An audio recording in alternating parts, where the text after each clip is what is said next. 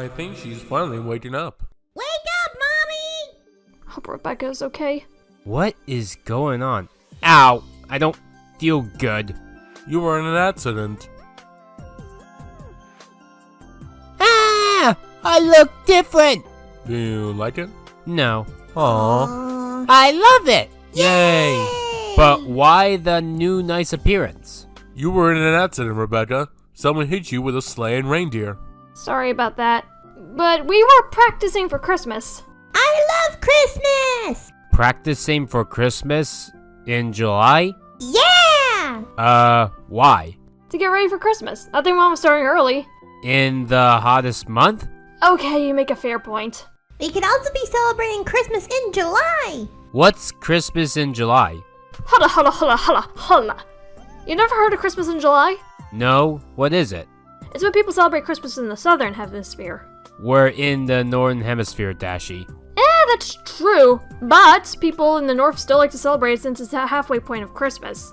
The halfway point to Christmas is June 25th, not July 25th. So why did they wait an extra month? You know what? I've been asking that for ages. Like, it should be in June. I don't know. I just celebrate the holiday. I don't make up the days.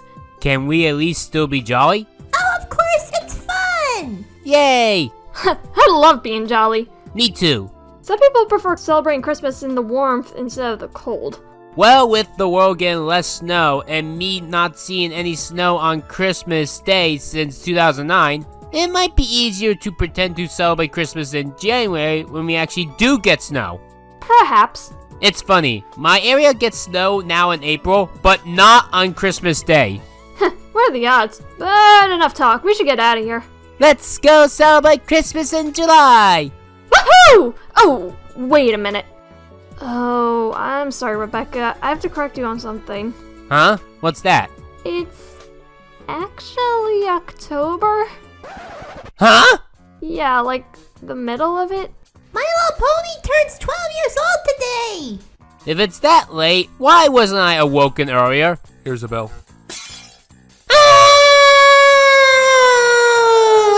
I don't have that much money! Well, there is one way you can pay it off. And what's that? If you were to review the top 10 worst Christmas animations, I'll consider this page. You serious? Yes, I am. We have an auditorium down the hall and to the left for you. You have an auditorium in a hospital? Yeah, this used to be a theater. We were just too lazy to remove it. Alright then, let's get started. That way I can pay this bill off faster. Payback for the last Ryanimation review when you made me watch Boost Baby.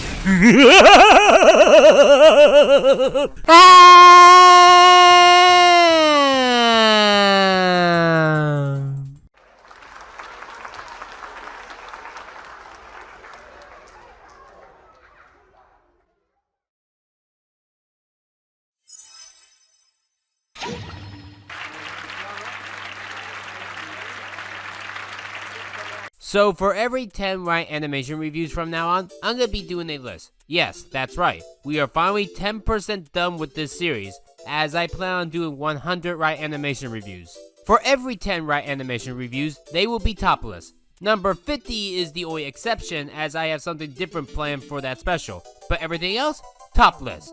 And they won't be on TV shows or movies. Like, I don't want to do a simple top 10 best and worst of, say, The Owl House. That would be too easy. Doing like a top 10 best or worst of a show is just too easy for me. When I do these top lists, I want them to be more experimental. Ones that you wouldn't normally think of. Like, say, a Christmas list.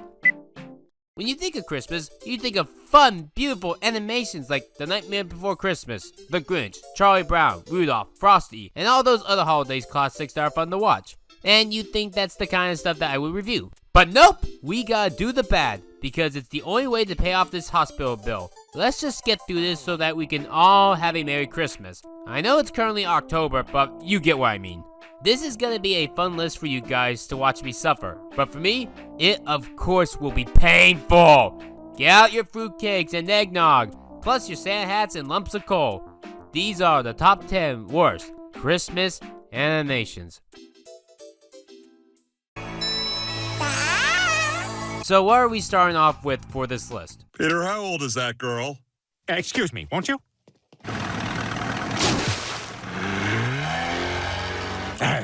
lot of scumbags out today. We have a Christmas episode where a pedophile is looking at child pornography in front of Jesus. Jesus Christ, this video is gonna be long. So, the 2,000-year-old virgin is about how Jesus Christ never had sex, and he wants to have sex with Lois. Peter allows it because he gets a cool chair out of it. But it turns out that Jesus was lying and he's had sex plenty of times. Apparently doing this shit here every Christmas. I never really got, not just animations, but stories or even real people in general, spending millions of dollars on something just to piss people off. When I see the hundreds of stories out there of people spending millions of dollars to make fun of someone, I never understood that. Is it like an inside joke where you went to ridiculous lengths to make fun of someone? These aren't funny and haven't been funny since... Well, to be honest, I don't know if they ever have been funny. Maybe if I reviewed this episode in the 2010s, I would have been all ranty and gone in depth with these problems. But now, in 2022, I'm just bored by them. Christians will get pissed with this episode because of it mocking Jesus. And everyone else will get pissed with this episode because how boring it is. It's just a story of a guy lying about having sex just so he can get more sex. I don't see what else there is to add. I mean, I guess I could also mention the jokes of Jesus dating. Where are you from? Israel. My favorite one is the one deleted scene from this episode that wasn't allowed to air. Hey, I'd like to ride your ass into Jerusalem. Get it? Because Jesus is horny. It's pointless for cartoons to do nothing but spend millions of dollars just to piss people off. And to make matters worse, cartoons are still doing this now in today's world, which is something that I don't get.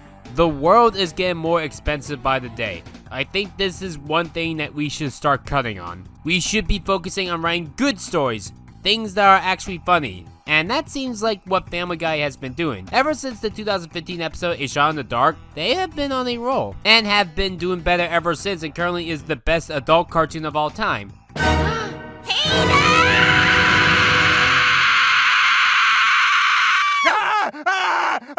I should really do that top 20 best Mom Family Guy episode list. I think I'll do that for the 20th Ryanimation review. Unfortunately, this episode aired in 2014. 2014 was Family Guy's worst year ever. I mean, it's not like they couldn't write good things in 2014. Even this episode has some good jokes, which is why it's only number 10. I dare you to find fault with the Tasmanian Devil joke.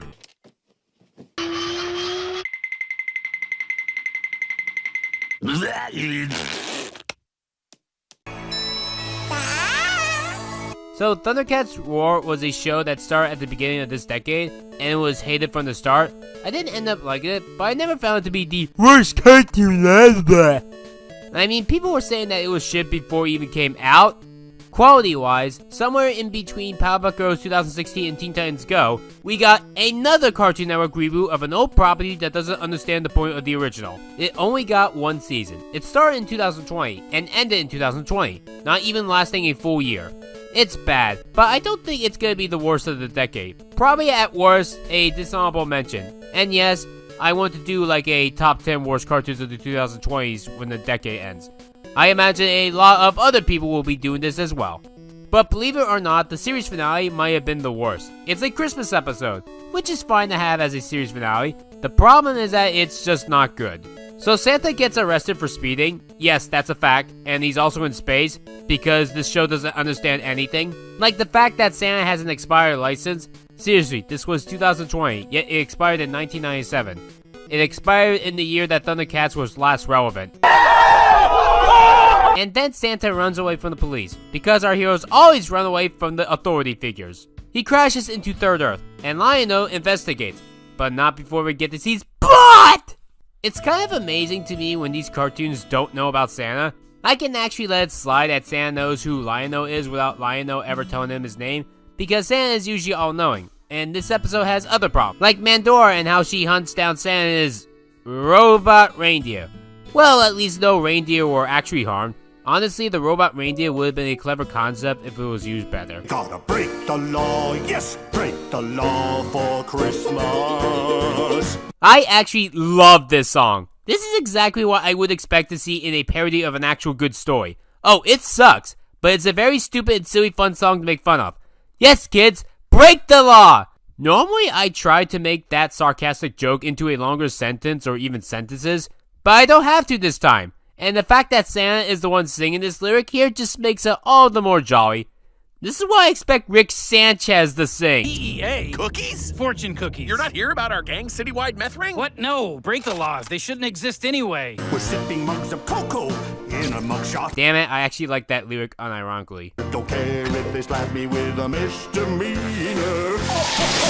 Oh, by the way, Grandma got run over by a reindeer wasn't bad enough to be on this list. Grandpa's gonna sue the pants off of Santa. That's what Grandpa's gonna do. Woo-hoo! So don't expect that to be on here. That lyric alone put this on the list over Grandma. All right, everyone. The sun rises at 6. That gives us 2 hours to get all these presents delivered. Oh yeah, people have told me that this show is inconsistent with size in every single scene. Say what you want about Steven Universe being inconsistent with height and sizes throughout the show. At least that show shows their characters stay the same size in the same episode. So the episode is about how Santa needs to deliver all the presents and the Thundercats all help Santa. They win, but Mandora arrests all of them. And she said that they have to serve prison for the next 500 years. Considering that this was the final episode of Thundercats, I can only assume that they are still in there. Honestly, the ending is why this one is so low, because it has a bit of meta humor that does get a few good laughs out of me.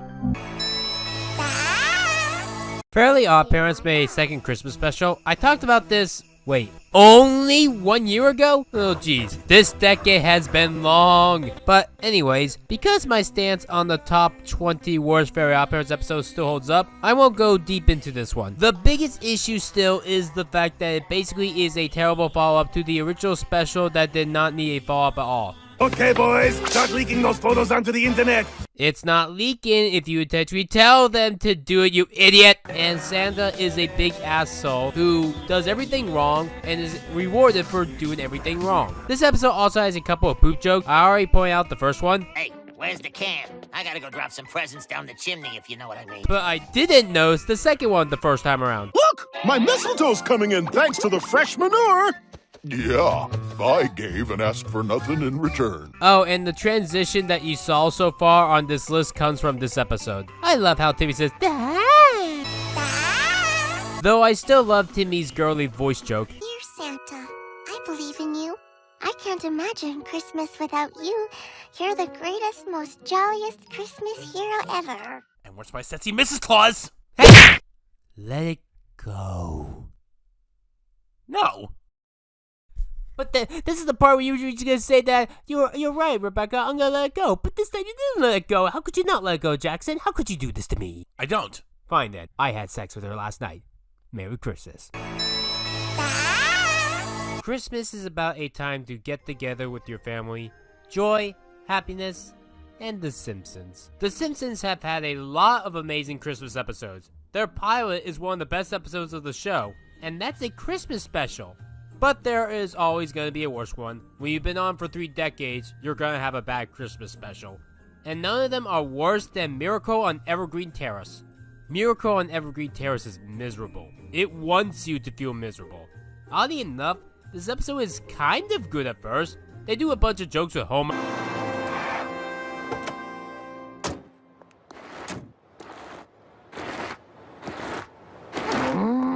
Attention shoppers, Register 9 is now open for your shopping convenience.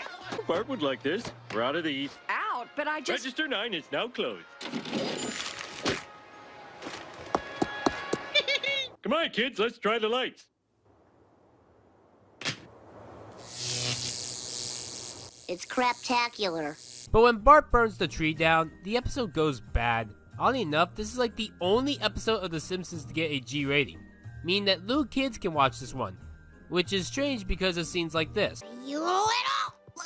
Lisa, no! Your hands are too weak! I wouldn't show a kid that, but that's the least of my problems. Up until the 6-minute mark, the episode was fine. Do you ever have a moment in animation where you can pinpoint the exact moment when an episode goes to shit? There is no Simpsons episode more accurate for that than this one. The second that Bart burns the tree down, it all goes downhill. There are other jokes afterwards, like the car bail joke, but not enough to save the episode. Here's the problem with this premise. Because of Bart doing this, and the whole town giving his family riches with no one knowing that he did this dirty trick to hide the fact that he burned the tree himself, You'd think that would make you want to hate him. But he feels guilty about it, which is the worst thing that you could do. And not helping is watching a scene like this one here, with the orphans given their only dollar that they saved for medicine to Bart here. We want you to have this dollar we were saving. Please, I don't deserve this. And everyone hates The Simpsons when their lie is caught on the news. Oh, I'm sorry, when Bart's lie is caught on the news. Everyone in the town now hates The Simpsons, even though Bart was the only one to lie. But maybe he will say something about this. He's just covering for me. I destroyed the presents, then I buried the evidence. And I acted alone. Oh wait, Bart told the truth, and that he said that the rest are innocent. Then why does the whole damn town hate the entirety of The Simpsons? Lisa doesn't even get a say in this, and she has the worst luck. The town turns into a pariah against her after they gave her their money by accident. She lost all her Christmas cheer when everyone else was having a happier Christmas prior. Learned that her brother ruined everything for Christmas. The town hates her through no fault of her own, like that piece of wood. And even this from Krusty and Otto is good, disgusting to me. While some parts, like Lenny taking the burning log, is funny because it'd be stupid to think. You're heading for the medicine cabinet. I already been there. And it is also nice for Flanders to get his grill back, especially since Homer kinda still has Flanders' TV dinner table. Sure, you can borrow it for a little while. And that little while is now 8 years and counting. But what am I supposed to say when Apu steals the pets? Objects are one thing, pets are another. Pets are family. That's the worst part of the episode to me besides the burning tree. If I were to fix this episode, I would actually have a burglar. And maybe the episode could have had a showdown at the end. Hell, the burglar could look exactly like how Bart described it just for fun. Or the episode could have been about how this robber robs the Simpsons. But in reality, was actually returning the treat for himself to fix because it could have had a light problem and he wouldn't want a fire to cause it. Maybe Homer could have been warned about this, but he just didn't listen because, I don't know, Homer being Homer. This is a nitpick, but fire spreads. Why would it just go into a big puddle like that? If anything, the curtains should have caught on fire as well. There is a lot of missed joke opportunities for what we do have. Like the Loud House, The Simpsons has a bit of trouble, especially in 2020s, where they have moments that beg to have jokes. Like a bunch of moments saying, insert joke here, but the only one inserting the jokes is Homer, and Bart on occasion. When the family is strangling Bart, Marge just says something, "That's enough! You can't strangle Bart like that!" And then everyone would stop and frown and feel guilty for 5 seconds. Then Marge would get an evil grin and start strangling Bart and saying, "Now this is how you should strangle Bart!" And Homer could even cheer Marge on and say, "That's my wife! Woohoo!" You should try to be a little bit more creative with the typical Bart strangling. The part where Marge is on Jeopardy and is $5,200 in debt, it'd be funny if she said something like, "I can't believe that all the questions tonight were beer related." And Homer could have yelled something like, "That's why I said that I should have been the one to play Jeopardy!" And yes, rest in peace, Alex Trebek. You were down $5,200. But Mr. Trebek... I asked you before the game if you knew the rules, and you said you did. Judges? Red Mom! So originally this was going to be number 1, until I found 5 Christmas animations at the last minute that were worse.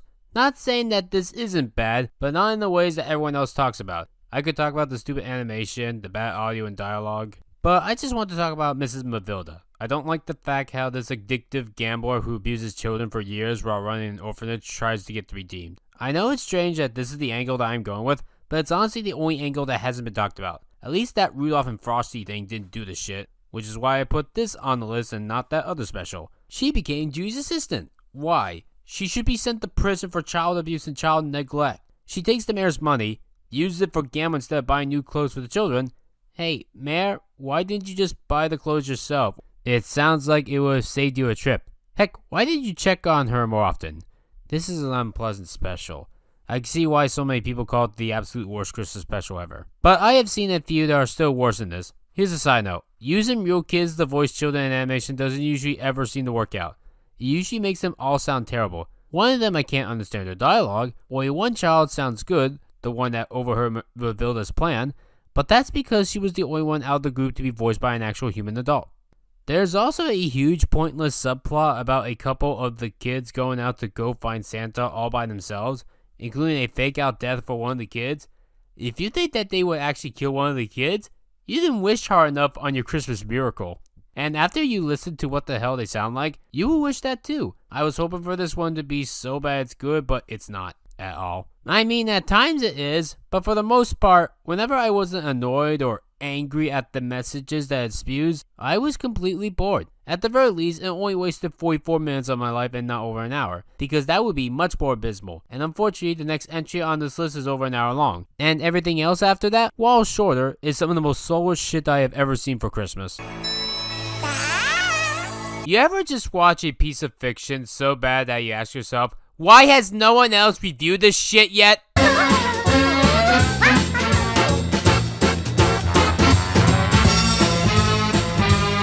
I mean, there were some people that did review this shit, but not that many. And it still ain't really that talked about today.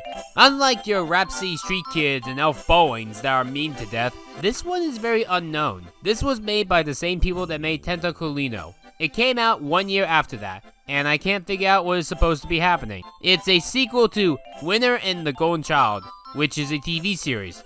It has the same quality as this movie.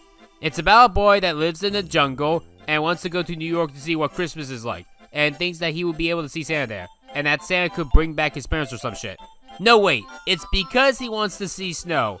That is why he wants to go to New York City specifically. I mean, there are better places for higher snow, but whatever, you do you, I guess. They travel inside a tree that looks too inappropriate for me to mention on YouTube. Should we censor this? Should we, censor this? Like, this is just wrong.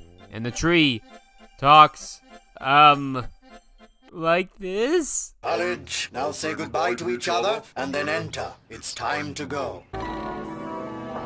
Now you can get out. What's happening? Why are you running so fast? I'm sorry if this entry here is not organized, because this movie is hard to follow. At least the Christmas tree was easier to follow. Also, some say that this film has bestiality, which we're not playing. Knowing this film, anything is possible. The dogs party in the sewers and eat like hot dogs. Yes, I'm serious. I see Mickey Mouse, Minnie Mouse, and Winnie the Pooh as plushies in stores. And they're all PNG cutouts. They're not even drawn. No, this isn't a Disney animation and they can easily sue. But I doubt that will happen. It ain't worth their billions upon billions of dollars. There's a robbery and the kid saves the day. And Christmas apparently. And there's a dream near the end of the kid playing with his parents where he thought it was real but it was not actually real.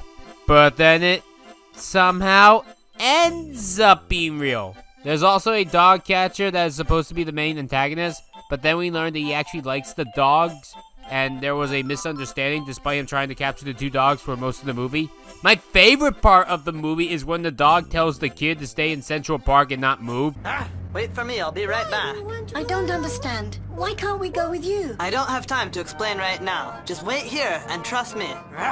And he only left to get a dog leash. There is no reason why the kid had to stay all by himself with the other dog in Central Park. Hell, the dog could at least have explained to the boy what he was doing. He doesn't even do that. This movie is just beyond stupid. Can you even figure out this movie? Oh, don't worry, child. Here there is a sausage only for you. Here, take it. Do you know one thing that you could do to piss me off? Doing nothing!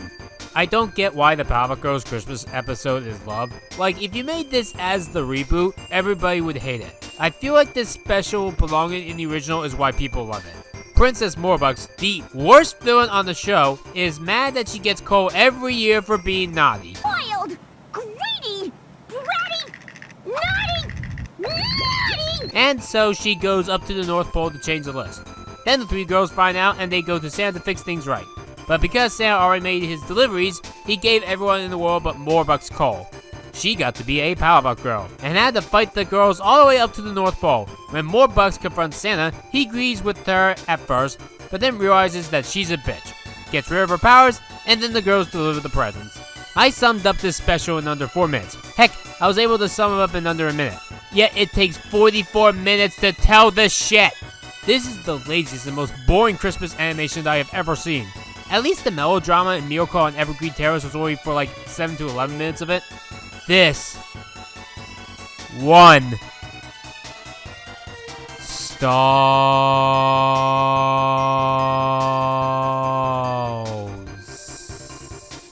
Yes, Mindy, you're stalling! Where am I in Crazy Town? You could cut this episode to 22 minutes or even just 11 minutes, half or even a quarter of the original time. Heck, in the back of my head, I thought this was originally only 22 minutes because of how little that happens. 11 minutes will at least not be as boring, while a shitty, angry, inducing 11-minute episode is worse than a 44-minute boring episode, an 11-minute boring episode is better than a 44-minute boring episode. We didn't need a whole scene of random citizens in Townsville that we will never see again getting ready for Christmas. Chuck wants a football. Kathleen a tattoo. See? There's no point in this if we don't know them. I think Friendship is Magic never went on with their background characters like this. Not even in G3 either. I win! I get to put the star on the tree! I don't think so. Aw, man. No fair. Yes, we totally need a scene of the girls putting the lights up. Also, this episode is out of order. Wouldn't it make more sense for everyone to get ready for Christmas first, then go to the preschool? Every year it's the same darn thing. I can make 3 little kids out of seasoning, but I can't get these lights to work. Comedy gold. The filler would have been more interesting if it was good. Danny Phantom has this thing that all the ghosts have a one-day tree of no evil. Oh, this truce. We defend it. We don't fight on Christmas. Every ghost holds this truce? It's a fact. It's a rule. And I'm just thinking to myself, wondering why the Powerpuff Girls can't do the same thing. They could have made some funny sketches with the villains, like having them on the nice list without them realizing it. Mojo could have saved a puppy momentarily while causing destruction. Fuzzy could have chased away people that turned out to be criminals. And him, maybe Santa has him on the nice list so that he gets him off his back.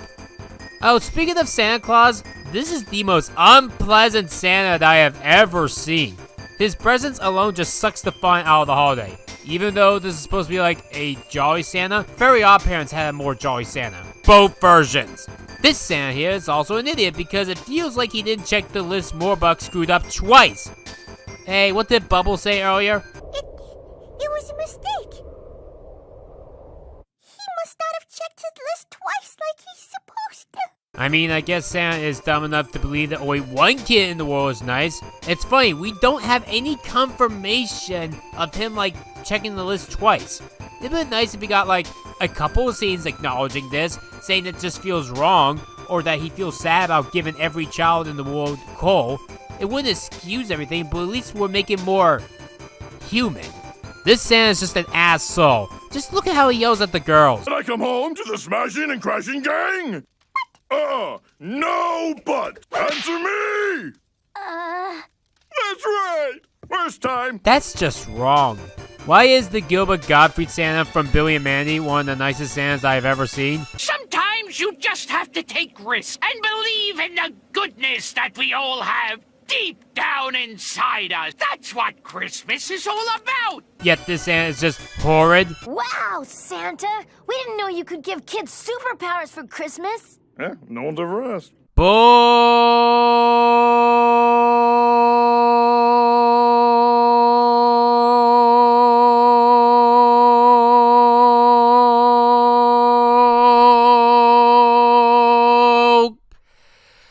Shit. Are you telling me nobody, and I mean nobody, ever wanted to be like Batman, Spider-Man, Iron Man, Superman, Wonder Woman, Hulk? No kid ever has to be a superhero? This is so stupid that it makes my brain hurt. I could go on, with the stupidity of this, but I don't care. It's just boring. It's boring. It's boring. It's boring. It's boring. It's boring. Am I getting through to you yet? It's boring. It's boring. It's boring. It's boring. At least Christmas in New York was occasionally entertainingly bad. Let's just move on to the next one. If I keep at this one, I will sleep through Christmas.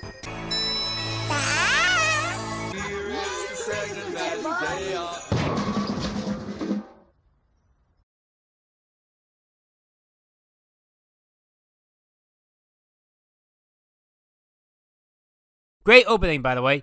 So, Gumball is apparently a show that a lot of people love that I could never get really into, except for Nicole, both being a MILF and in anime form, because this show just annoys me.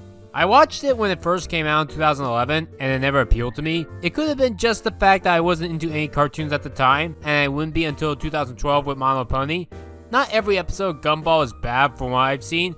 The Copycats was a very funny meta-human episode attacking its China counterpart copyright infringement, which is probably the best Gumball episode. And The Choices was good at showing the origins of Nicole and Richard, and that's all I got. Eventually I'll watch every single episode of this show when I get to its Cartoon Network 64 episode years from now. Maybe I'll review it before that Gumball movie comes out, assuming Discovery will allow Warner to have it come out and not be locked away. Amnesia stories are overdone, by the way. It's cliche in animation to have a character forget who they are with a bump on their head. Just because you have Santa do it doesn't mean that you're doing anything subversive. Mary Madagascar worked because the Santa there was at least funny. As for Gumball Santa, look at this Santa. Just look at this. He's a gnome. One of the most unoriginal Santa designs I have ever seen. When the rest of the show has impressive animation blends that I have never seen in any other show ever, you'd think they would do something like that for Santa. Like, I'm not against the 2D bum idea, but what if the real Santa was real? Like a live-action real human Santa in a world full of cartoon characters. They've had real people in Gumball since, so I don't know why they couldn't do this in Season 2. Come on, kids, come home! There's plenty of stuff that doesn't exist. The Tooth Fairy, Bigfoot, Switzerland. Simpsons did it. Like, this exact same joke. Lisa, vampires are make-believe, just like elves, gremlins, and Eskimos. A problem with this episode is that it has stupid, shitty moments. Oh hey, Nicole, the smart one, for years, has sent her letters to the South Pole.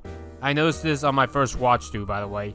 And the gift that she's been asking for years were dolls of her family, as in herself, her husband, and kids.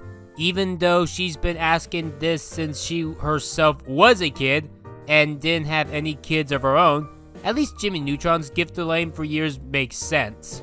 And Richard I hate. I legit don't get why anyone likes him. He's one of the most annoying dumbass dads I have ever seen. His annoying shenanigans in this episode, like with the tree and Rudolph. Oh, I'm sorry, Blitzen. Maybe next time if you don't want your audience to call him Rudolph, don't give him a red nose. Anywho, I just don't care for Richard. That's what I'm getting at. While this episode does have a couple of jokes. I want some walkie-talkies! Oh man, it's really well wrapped! Ask it for scissors! I want some scissors! Are you kidding me? Everything for the most part is just miserable. Do you want to see a little girl's toy burn and have her cry? Well, how about the Watterson kids ruining everyone's Christmas just because they're sad? Hey everybody! Christmas is back on! Hey, now that we feel good again, it's okay for you to feel good again. Let's just end this. So, you want to celebrate Christmas. The best way to do that is to read the most famous Christmas story of them all, A Christmas Carol. Written by Charles Dickens in 1843, it follows the story of a miserable and greedy miser named Ebenezer Scrooge. On Christmas Eve, he's haunted by the ghost of his partner Jacob Marley, who warns him he will be visited by three spirits. The ghosts of Christmas past, present, and future arrive to show Scrooge how he became who he is, what his actions have caused, and what they will eventually lead to. There have been several adaptations. Some are amazing like Mickey's Christmas Carol, some aren't that good like Wayside Christmas, and some are just okay like Looney Tunes Bah Humpduck. I have yet to see the Muppets Christmas Carol, but everyone tells me that one is amazing and I need to see it at some point. But we need to talk about the worst Christmas Carol ever, and that goes to The Loud House. I recently talked about The Loud House for over an hour on a Ryanimation review, and yeah, I feel like I only cracked part of it. So this one is a two-way tie, and they're sister episodes. I didn't want to do ties, but fuck! They're so bad that I have no choice. I know Seasons Cheatins isn't technically a Christmas Carol parody, but if you saw how bad it was... It's a void of nothingness, just like the universe. You will want to put it on your naughty list. You want to see an even worse version of Miracle on Evergreen Terrace? Well, The Loud House did that. If you basically took all the jokes out of Miracle on Evergreen Terrace, you get this. I know this one's only half the length, but it's still twice as bad. This is that episode. It's the most wonderful time of the year, and I'm not talking about Lana's annual earwax removal. I'm talking about Christmas in the Loud House. Okay, what the hell? We're still doing this in Season 5? I thought we were done with Lincoln talking to the audience like this. Yes, cartoons from the 90s did this, but there's a reason why cartoons nowadays don't do this. It not only looks awkward, but it's counterintuitive. It's easier to just use a normal narrator. Ah, the sea. So fascinating.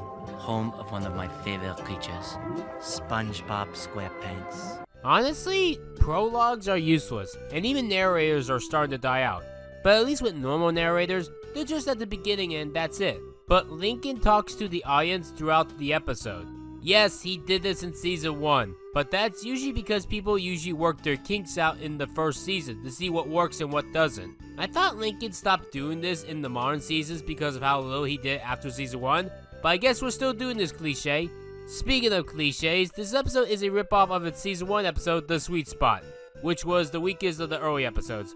The only thing that I found funny out of that episode is the fact that that episode used a clip in the theme song of this show. This how we show our love in the madhouse, in the madhouse. Sounds fine there. Now here is its actual audio.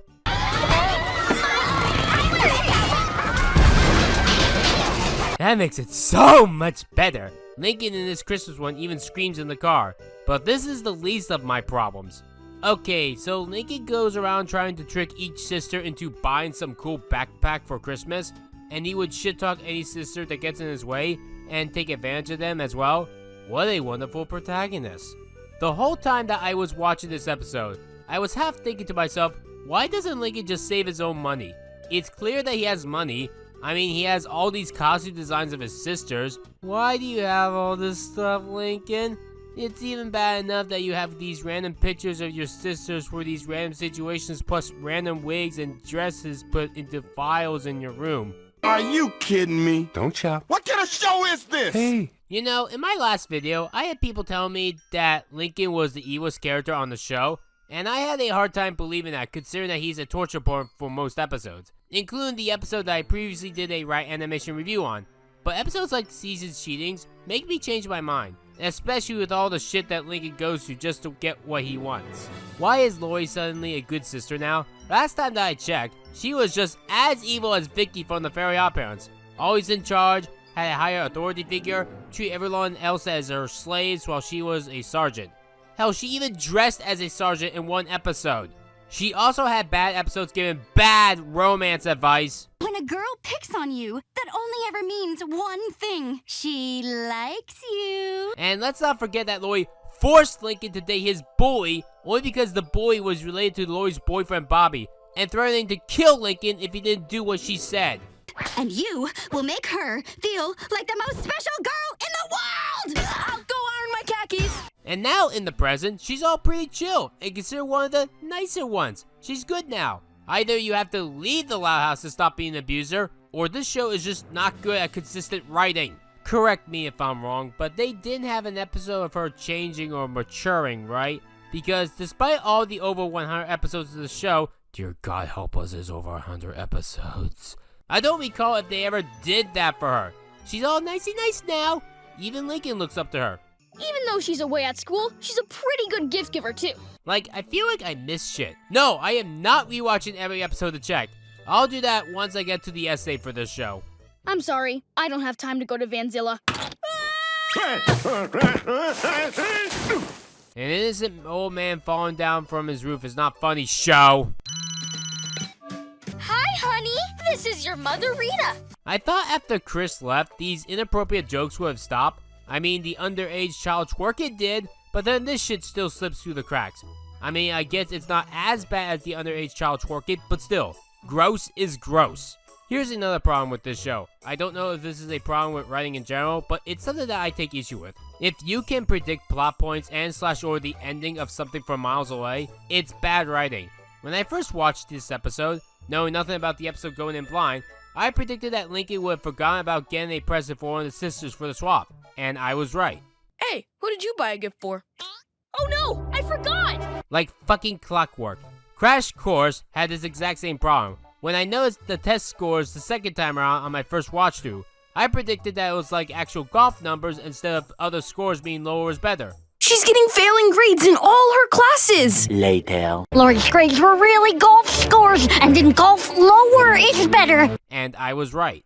The royal Woods Mall is now closed. I'm sure your loved ones will understand how badly you messed up. Merry Christmas! You know, if you wanted to make this an actual joke, you could have Lincoln yell, "This is hopeless!" And then the lady could say something like, "Merry Christmas, little boy."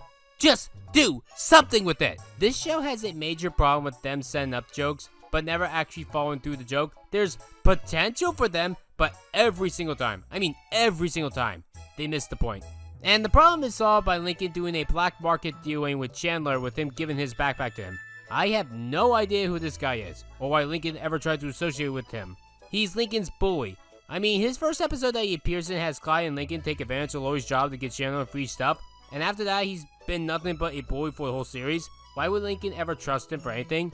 And this is a side note, but there's a part where Lana gets a present and it's nothing but mud. Who gives a child mud for a gift? I can't believe I'm saying this, but Meg getting trash from the bathroom upstairs from Family Guy made a better present than this. Wow! There's something in it this year! Settle down, Meg. It's the upstairs bathroom trash. And now we get to A Christmas Carol. Oh, I'm sorry. A Flipmas Carol. Get it? It's a pun. Let me tell you how A Christmas Carol normally goes, while at the same time explain why the Loud House does it wrong. Because this episode's gonna get it all wrong. Scrooge is supposedly to be the only real bad one at the beginning. But see how Lynn caused property damage and is complaining of needing to pay it off? Flip isn't the only asshat. For the Ghost of Christmas Present, we're supposed to see that despite harsh conditions, everyone is still thankful that they have each other during the Christmas spirit. And that's what warms Scrooge up. Here, it just looks like everyone's Christmas will be ruined unless they have nice things. Yeah, great lesson to teach there. Honestly, this is the worst part of the whole episode. At least with something like Miracle on Evergreen Terrace, people were happy before The Simpsons did their thing. And for some reason, despite the Ghost of Christmas Present, as in singular, there's two of them. Why does the present have two ghosts? Hey Lisa, he said he was gonna be visited by 3 ghosts, not 4. Maybe if this was funny like Bah Humduck with Granny and Tweety, but it's not. The original story also had Scrooge come to terms with himself doing wrong before he got to Ghost of Christmas Future. At this point in the original story, Scrooge is scared but eager to know of the future. Flip tries to selfishly escape the ghost and waits until he sees his tombstone to realize that he did wrong. There's just no jokes in this one. Turns out you can't escape your fate. Boo. There's just no jokes in this one. You can't even make Lucy funny, despite her playing Christmas Future. It would have been funny if she was silent.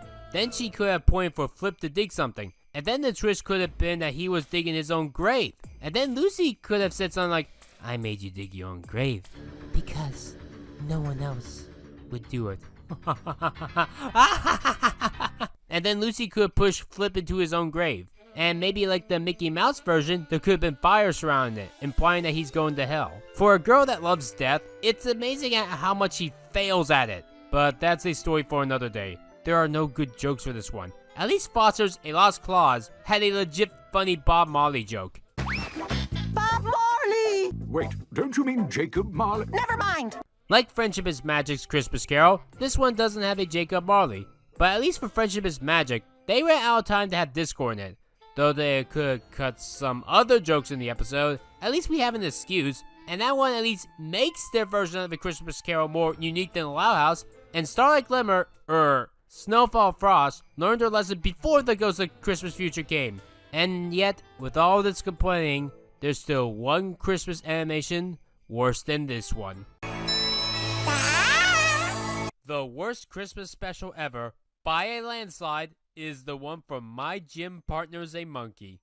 Well, it's only a Christmas special in name, as it actually takes place on the hottest day of the year. This was Cartoon Network's worst show ever. Oh! Are you joking? Oh, that reminds me, Jake is Tom Kenny's worst role ever. He sounds like SpongeBob right here. For the whole show, he's basically SpongeBob at his worst, 100% of the time. No SpongeBob episode is as bad as this show. One course meal was funnier than this whole show. Sorry, but it must be an animal thing. You do know that humans are animals, right? Why is it that fiction likes to think that the world is divided into humans and non-humans? I just scored a tin of some wicked regurgitated fish paste. Poop! Nice try, Adam. Lupe is so bad that I want toucans to go extinct. Ingrid says that she doesn't want to hit him with a coconut because he is new to the school and wants to cut him some slack for not wearing a certain color shirt. And you're supposed to hit anyone 3 times with a coconut that doesn't wear that color. It'd be clever if Lupe did it 6 times to make up for Ingrid, but she does it way more than just 6 times. I love it when we hang our shedded skin by the heat lamps with care. See, this is the problem with this show. It takes animal things too far. Yes, real animals do this, but that doesn't mean that I want to see characters do that in the cartoon. Dung beetles in real life roll shit, and real life butterflies eat shit. But that doesn't mean that I want to see that happen in a cartoon. Gracias, chica. Always glad to be of service. I know Jake is the worst character on the show, but Lupe is a close second. She's only better because she gets less screen time.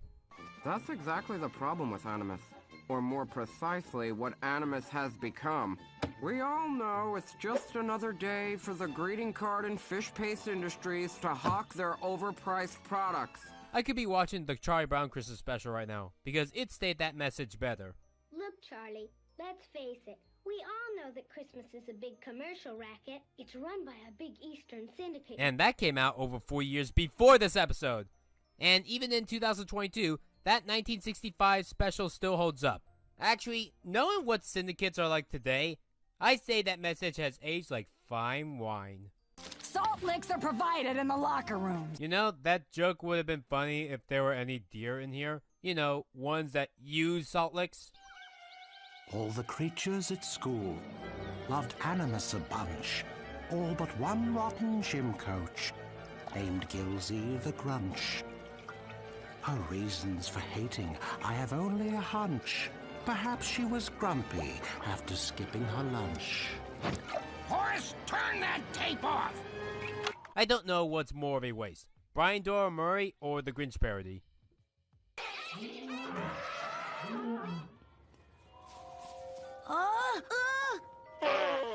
Oh, that reminds me, this sneezing joke that they have is annoying, and I don't know why they keep it in so much. You know, besides allergies. I see you wore Periwinkle. Periwinkle was for yesterday. A talking tumbleweed! And he waited until he was done talking to scream and react. Talk about a delayed reaction. This show doesn't understand the basics of the timing of comedy. We all went south like our instincts told us to. But animals usually only go south as in when the north is cold for the winter. But they state that Animus is about the hottest day of the year. Wouldn't the heat kill them if they went south? Because if you go south, it would be hotter than the north. I should probably fit in, but I haven't grown fur or a pectoral fin. I haven't sprouted arbor or shed my old skin. So if I can't find my instincts, should I go back to my kin? Does this even count as music? Can I go back to Sonic Boom now and listen to Styx? Though personally, I find the grim knowledge that our freedoms are slowly eroding enough to keep me awake at night. No, seriously, Nika Futterman voices both Styx and Adam. She was also the voice of Luna in The Loud House, and Chum Chum in Fanboy and Chum Chum. Adam can't sing. That's kind of what I'm getting at. And I thought that Adam couldn't just simply go back to the human school. Oh, so the theme song has always been a lie. Good to know. Animus is ruined! Attention all students. Animus is ruined thanks to one Mr. Adam Lyon. You want to know why it's hard to watch this show? Because Adam always gets beaten down. The Great Gourd? You really exist? Well, actually, I'm a stress-induced hallucination of the Great Gourd. Okay, I can understand the Grinch parody, and even the Christmas Carol parody, as that relates to Christmas. But this is a Halloween parody. It doesn't make sense to parody Halloween when you're doing Christmas. Unless you're trying to do something like Nightmare Before Christmas, but it's not! Charlie Brown does have its own Christmas special. You could have easily parodied something of that, like the tree or the play or the first prize thing, but instead you parody the pumpkin patch.